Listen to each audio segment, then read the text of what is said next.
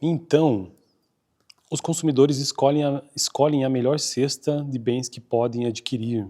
Essa é uma frase que ajuda a compreender um pouco sobre microeconomia, ajuda a compreender minimamente economia. Eu estou construindo essa playlist sobre microeconomia, na verdade, e o texto base é deste livro, ó, Microeconomia do Varian. E eu estou no capítulo, começando o capítulo 5, né, sobre escolha. Então as pessoas escolhem as melhores coisas pelas quais podem pagar, né? Seria essa frase clássica aí de microeconomia. Bom, as pessoas escolherem tem a ver com escolha, que é uma grande área de estudo dentro de microeconomia, que inclusive é título do capítulo, ó, escolha. As pessoas escolhem as melhores coisas pelas quais podem pagar. Poder escolher também tem a ver com o mercado, que é também outro assunto da microeconomia. As pessoas escolhem as melhores coisas pelas quais podem pagar. Poder pagar tem a ver com restrição orçamentária, que é um outro assunto de microeconomia. Repetindo, as pessoas escolhem as melhores coisas. O que são as melhores coisas? São as preferências do consumidor, que também é uma outra área de estudo da microeconomia. Ou seja, a microeconomia, até o presente momento, que eu já trouxe aqui no canal, se preocupa em entender o mercado, se preocupa em entender as escolhas das pessoas, se preocupa em entender as preferências do consumidor, se preocupa em entender a restrição orçamentária dos consumidores. Entendendo as escolhas e as preferências do consumidor, também é preciso entender níveis de utilidade, né? Bom, e aí hoje então quero dar continuidade sobre o que seja escolha e o que é escolha ótima. E aí nós temos o seguinte: neste capítulo, uniremos o conjunto orçamentário e a teoria das preferências para analisar a escolha ótima dos consumidores. Dissemos anteriormente que o modelo econômico da escolha do consumidor baseia-se no princípio de que as pessoas escolhem a melhor cesta que podem adquirir, como já mencionei até agora aqui, né? Podemos agora expressar esse enunciado em termos mais profissionais, dizendo que os consumidores escolhem a cesta mais preferida de seu conjunto orçamentário, ou seja, eu tenho um orçamento e eu vou escolher a cesta de consumo, aquela que eu tenho maior preferência.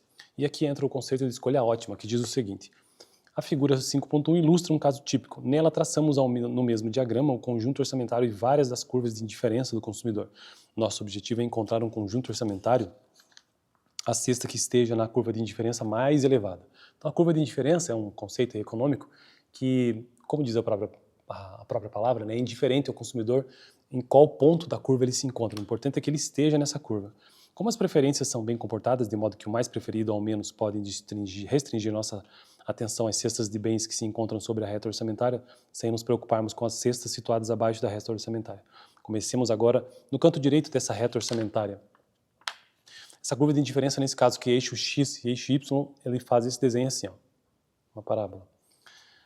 Comecemos agora no canto direito da reta orçamentária e nos movamos para a esquerda. À medida que nos deslocamos ao longo da reta orçamentária, notamos que atingimos curvas de indiferença cada vez mais altas.